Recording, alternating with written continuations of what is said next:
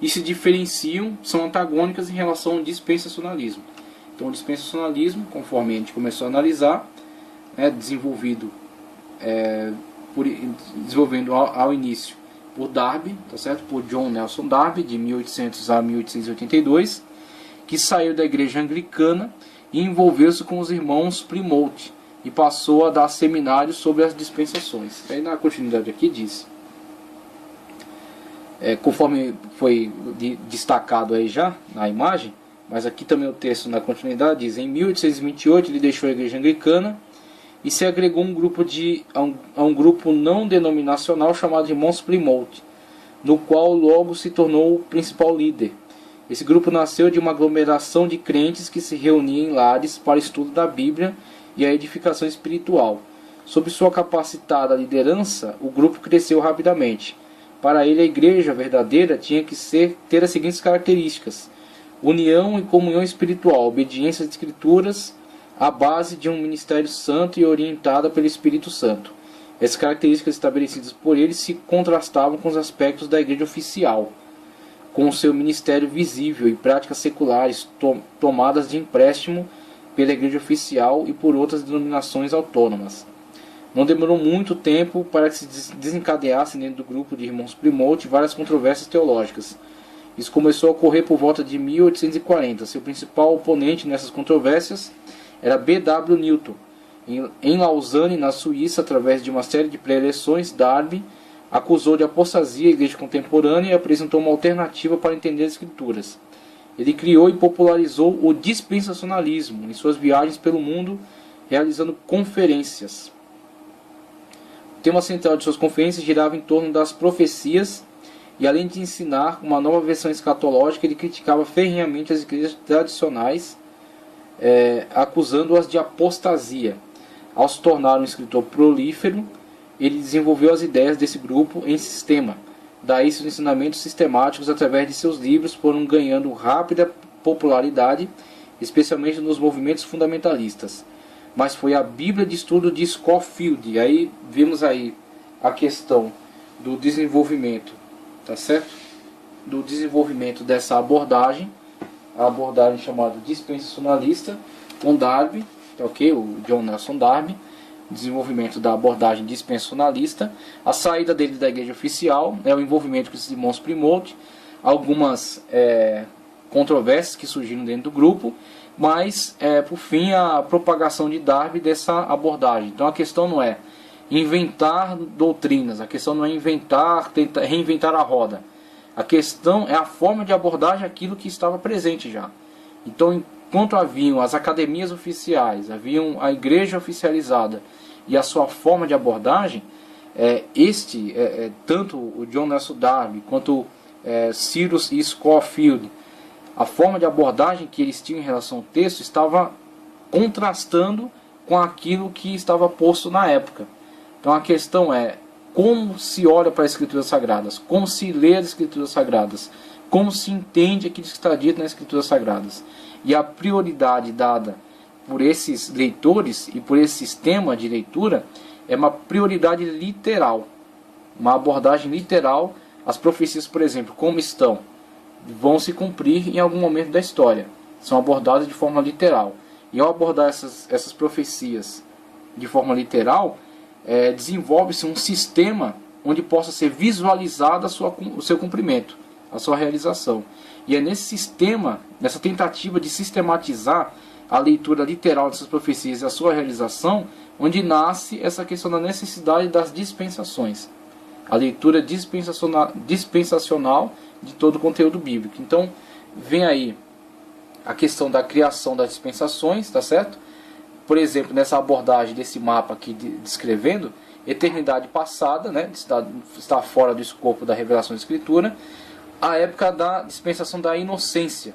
Então não se atém a datas aqui, mas sim a épocas e a questões da mordomia divina dentro de cada época, dentro de cada dispensação. Então a inocência, a época da criação, e aí temos responsabilidade, obedecer a Deus. Gênesis 1, 26 a 28, Zacarias 15 ao 17. Gênesis 1, 26, 28, 2, 15 ao 17. Isso aqui é só o número 2. Fracasso, desobediência, Gênesis 3, 1 ao 6. Julgamento, maldição e morte, Gênesis 3, 7 e 19. Todos os eventos estão presentes dentro da dispensação chamada inocência. A dispensação chamada inocência. Passada essa questão da dispensação da inocência, a continuidade histórica, após o homem ter vivenciado a queda no pecado, e aí fazer o bem em sacrifício de sangue, Gênesis 3, 5, 7, 22, 4, 4, impiedade, Gênesis 6, 5 ao 6, 11, 12, dilúvio, Gênesis 6, 7, 13, 7, 11 a 14.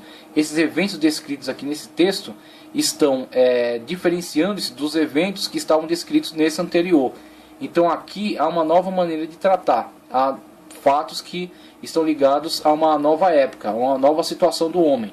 Então, enquanto aqui temos o Jardim do Éden e a época da inocência, aqui temos um homem vivenciando outras situações, com o qual Deus está tratando de outra maneira. Aqui Deus está tratando de uma maneira, vamos dizer assim, com mais comunhão, mais intimidade.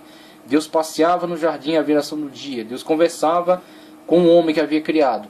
Aqui não há mais essas características. Há outras características. E essas outras características denotam uma outra dispensação, uma outra forma de Deus tratar com a humanidade. Tá certo? Logo, uma outra característica da mordomia divina. Aqui a mordomia divina tinha uma característica. Aqui tem outra. Então dizemos aqui é uma dispensação, aqui é outra dispensação, com outras características. E aí ele vai subdividindo essas dispensações de várias formas, tentando atender aquilo que o texto expõe, tentando entender e sistematizar aquilo que o texto nos mostra, nos revela. Governo humano, a promessa, principalmente a abordagem aí dos patriarcas, a lei, quando no Êxodo, no Monte Sinai, é entregue os mandamentos, então constitui aí a dispensação da lei. Passada a dispensação da lei, vem a igreja, que é também a dispensação da graça, e aí a igreja será encerrada a sua dispensação, conforme a abordagem pré-tribulacionista, no arrebatamento. Após o arrebatamento vem a tribulação, 7 anos, uma outra dispensação. Aliás, um interregno, interregno que na verdade é o cumprimento de algo que ficou suspenso aqui. Ao entrar na época da igreja, ficou as 69 semanas interrompidas, aguardando o cumprimento da 7ª. Então isso aqui, na verdade, é um interregno entre essa dispensação da igreja e a próxima, que será o reino milenar. Então veja aqui, claro, tem uma característica que transmite, de certa forma, uma questão artificial, com certeza é inegável. É inegável que transmite um pouco de uma certa artificialidade. Mas, por outro lado, qual é o seu objetivo? Qual é o seu propósito? Se não possibilitar uma sistematização e uma melhor leitura. Então, talvez o que há de se mais aproveitar na abordagem dispensacionalista é o seu empenho em sistematizar os fatos, as ocorrências narradas pela Escritura, levar esses fatos bíblicos muito a sério, tá certo? Procurar prioritariamente lê-los de forma literal e colocá-los de tal forma que possam ser compreendidos e encadeados. Veja só a tentativa da leitura e da concatenação.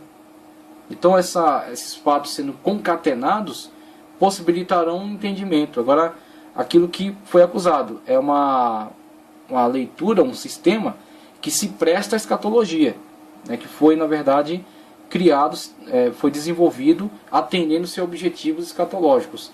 Que há esse risco, de fato. Tem que ser lido com cuidado. Tem que ser analisado com bastante cuidado. Não pode ser simplesmente mergulhar de cabeça nisso aí e fechar os olhos para qualquer outra crítica.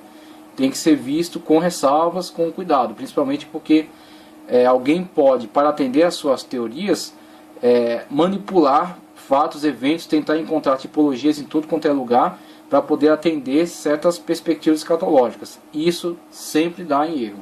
Sempre que tento fazer isso, esse tipo de manipulação acaba incorrendo em erro. Mas vemos aí que há muita coisa útil, muita coisa importante dentro da leitura dispensacionalista. Então o Scofield, que está aqui a imagem dele, desenvolveu comentários bíblicos do ponto de vista dispensacionalista pré-milenista. e os inseriu diretamente na Bíblia. Então ele foi o pioneiro nessa prática, que tornou-se rapidamente uma ferramenta largamente usada, inclusive nas igrejas fundamentalistas. Então Scofield teve essa sacada de gênio, tá, de mestre, de criar, de desenvolver os comentários desse ponto de vista pré-milenista, dispensacionalista, e inserir os seus comentários nas notas de rodapé abaixo do texto bíblico. Então a Bíblia tinha já no próprio corpo do texto, abaixo, fora do texto bíblico, então a área do texto bíblico e fora do texto bíblico, o comentário. Então nessa disponibilidade fácil do comentário, houve uma popularização dessas ideias. Scofield, que viveu entre 1843 e 1921, comentou num plano dispensacionalista todos os livros da Bíblia, no próprio corpo da Bíblia. Seus comentários foram aceitos largamente em todos os grupos fundamentalistas. Sendo assim, o esquema dispensacionalista se popularizou numa rapidez tão grande que logo se tornou conhecido internacionalmente. Mas não se deve somente a isso o grande sucesso do dispensacionalismo. Vários seminários, institutos bíblicos e faculdades teológicas espalhados pela Europa e pelos Estados Unidos se interessaram pelo sistema dispensacionalista e passaram a ensinar os futuros pastores o sistema dispensacionalista. Além disso, com a ajuda do rádio e da televisão, os pregadores eletrônicos das igrejas fundamentalistas encheram a Europa e os Estados Unidos. E não demorou muito para chegar ao Brasil. E com grande sucesso no pentecostalismo no Brasil, hoje o dispensacionalismo é o protagonista do pré-milenismo pré-tribulacionista. Então vemos aí esse sistema de interpretação importante, bastante eficaz, criado dentro de um âmbito pré-milenista e que hoje atende à demanda do estudo, principalmente da ala do pentecostalismo, tá certo? E foi bastante popularizado aí, tanto nos Estados Unidos, Europa e hoje aqui no Brasil. Então, doutrinas do dispensacionalismo. Um dos aspectos doutrinários desse sistema é o costume de interpretar a Bíblia de forma literal sempre que possível. As profecias do Antigo Testamento devem ser sempre entendidas literalmente, linguagem usual, as quais devem se cumprir detalhadamente como estão descritas na Bíblia. Se a Bíblia diz que o lobo e o cordeiro serão apacentados juntos, o leão comerá palha com o boi. Isaías 65:25. Isso deve ser entendido literalmente como está escrito, e não simbologicamente ou figurativamente, como são tendências do amilenismo, pós-milenismo, e dentro dessas abordagens, o aliancismo, que é favorável, que é uma possibilidade de abordagem dessas escolas. São escolas que fazem uma leitura alegórica, né? Voltando a dizer que a alegoria não está excluída do dispensacionalismo, mas é uma ferramenta que não é tão priorizada dentro dessa escola de interpretação. E aí, finalizando a questão do dispensacionalismo, se por um lado os dispensacionalistas erram exagerando em seu literalismo e seus tipos, por outro lado acertam não se dando ao excessivo modo dos liberais, que também exageram em espiritualizar demais as passagens bíblicas. Geralmente essas escolas amilenista e pós-milenista, né, de abordagem aliancista, que leem alegoricamente os textos, geralmente eles não usam o termo alegorizar. Eles usam o texto espiritualizar, que era já o texto usado por Orígenes, né? Orígenes que deu início a esta abordagem, chamando-a de espiritualização do texto, que na verdade é uma leitura alegórica. Espiritualizar demais as passagens bíblicas. Se os primeiros pecam por falta de espiritualidade, o segundo peca por falta de literalidade. O bom mesmo é ser moderado, entender o texto literalmente ou espiritualmente, sempre que o contexto permitir isso. Então tenhamos essas interpretações como ferramentas úteis.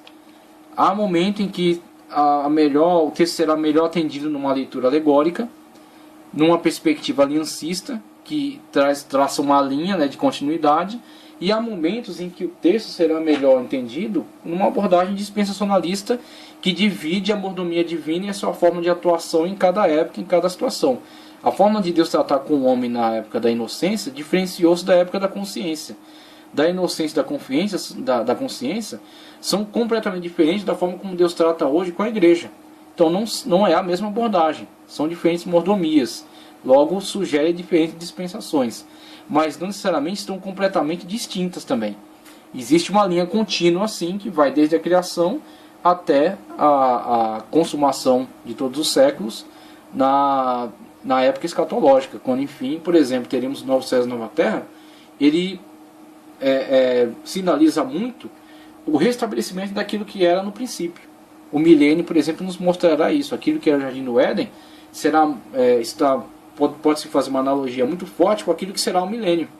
O milênio será um tipo de reconstrução do Jardim do Éden. Então vemos aí que existem características tanto de uma escola quanto de outra. Não podemos ficar restritos a uma interpretação. Temos que usar essas possibilidades como viáveis e ver dentre elas aquilo que é excesso e aquilo que é válido, que é possível para auxiliar no entendimento bíblico, tendo a Bíblia sempre como regra de fé e conduta, né? E como a verdade final de todas essas interpretações. Então vemos aí pré-milenismo, dispensacionalista, tá? A importância dessa escola na interpretação bíblica. Depois vamos dar continuidade aí, conforme já foi mostrado, à visão pré-tribulacionista, tá certo? E as demais visões pós-tribulacionista e mid-tribulacionista, todas dentro da escola pré-milenista de interpretação, tá ok? Do dispensacionalismo, vimos aí o desenvolvimento dessa abordagem de interpretação bíblica, né, com o seu surgimento através da pessoa de John Nelson Darby, e a grande propagação que essa escola teve na época de Cyrus Scofield, com a inserção nas Bíblias do comentário, né, os comentários bíblicos sendo inseridos na própria página da Bíblia. Então o surgimento da Bíblia comentada e a sua grande aceitação pelo público, e aproveitando então essa nova estratégia, obteve também grande propagação para essa abordagem de interpretação bíblica, a abordagem dispensacionalista. E vimos que o dispensacionalismo promoveu então a fundação de muitas escolas, de muitos institutos bíblicos, sistematizou a forma de aprendizado dos textos bíblicos, né? Proporcionou uma ferramenta de interpretação muito válida, uma ferramenta de interpretação que auxiliou tremendamente aí as lideranças, os ensinadores e os cristãos de modo geral. E aí vimos, a partir dessa escola, o envolvimento dela com a linha de interpretação pré-milenista, pré-tribulacionista. Logo, atualmente adotamos a nomenclatura pré-milenista, pré-tribulacionista, dispensacionalista, porque a forma, o modo de interpretação, a proposta de interpretação bíblica casou muito bem com esta abordagem pré-milenista, pré-tribulacionista, essa questão de ser futurista em relação ao milênio e ser literalista em relação à realização dele no plano literal, né, no plano da vida literal. E a questão cronológica, né? A questão da Bíblia indicar 1000 anos, e o pré-milenista, pré-tribulacionista entender que sejam 1000 anos literais, e o dispensacionalismo dá respaldo aí para essa interpretação. Então vimos a importância dessa escola, e a partir de agora vamos discutir um pouco mais acerca das doutrinas tribulacionistas, a partir do pré-tribulacionismo, e depois passamos para a interpretação pós-tribulacionista. Então vimos aí as diferentes escolas, né, de interpretação que fazem suas propostas de interpretação em relação ao milênio, ao texto de Apocalipse capítulo 20, versículos 4 ao 6, que trata acerca do milênio, do período de 1000 anos em que Cristo reinará na terra, em que os salvos estarão juntamente com ele aqui para reinar durante esse período. E vimos que as escolas apresentam diferentes propostas de interpretação desse texto, que é um texto de difícil interpretação, é um texto que nos remete a algo futuro, pelo menos para uma determinada escola, nos remete a algo futuro, algo que foi visto por João através da revelação divina em Apocalipse, foi transmitido a nós, mas não é possível firmar aí uma interpretação que seja definitiva, uma interpretação que seja inquestionável. Então o que temos são as propostas de interpretação e as suas fundamentações. E aí entendemos que tal escola apresenta melhor fundamentação do que a outra. Então o que temos é uma variação de propostas de interpretação e as possíveis fundamentações dessas propostas. dentre as interpretações, vimos ao longo das nossas aulas o surgimento na igreja primitiva do pré-milenismo, tá? O pré